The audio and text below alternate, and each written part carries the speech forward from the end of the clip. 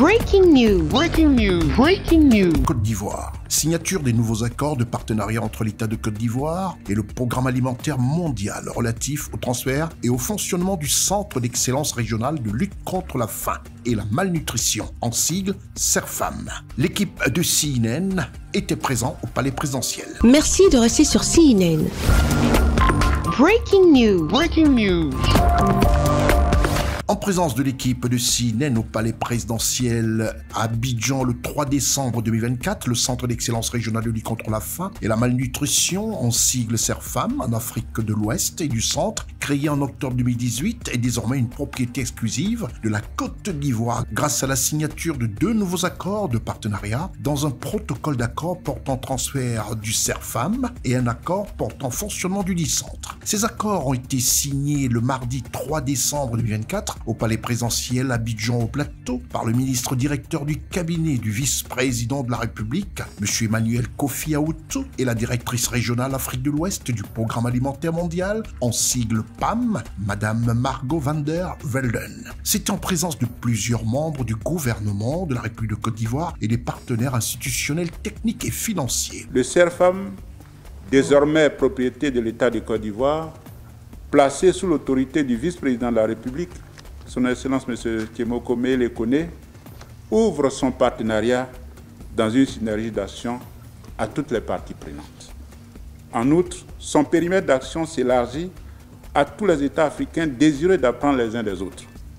L'identification, la documentation et le partage de pratiques adaptées aux réalités africaines sont au cœur des missions du CERFAM et sont essentielles pour des solutions durables sur le continent. A expliqué M. Emmanuel Kofi Aoutou, ministre directeur du cabinet du vice-président de la République de Côte d'Ivoire. C'est dans ce contexte de partenariat ouvert, a-t-il ajouté, que la Côte d'Ivoire a démarré depuis le mois de novembre 2024 la revue du cadre de gouvernance des documents stratégiques et opérationnels du CERFAM. Dans le même temps, les consultations avec les États sont en cours en vue de l'identification de bonnes pratiques dans la lutte contre la faim et la malnutrition sur le continent.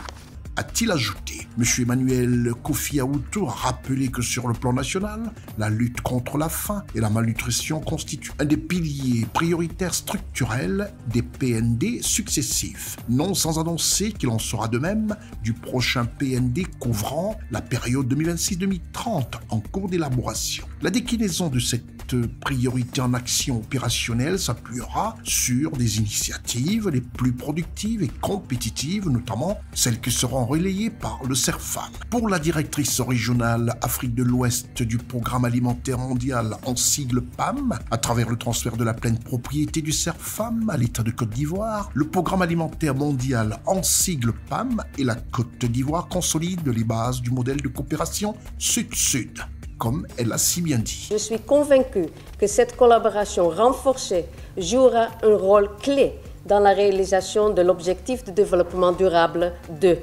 Faim Zéro.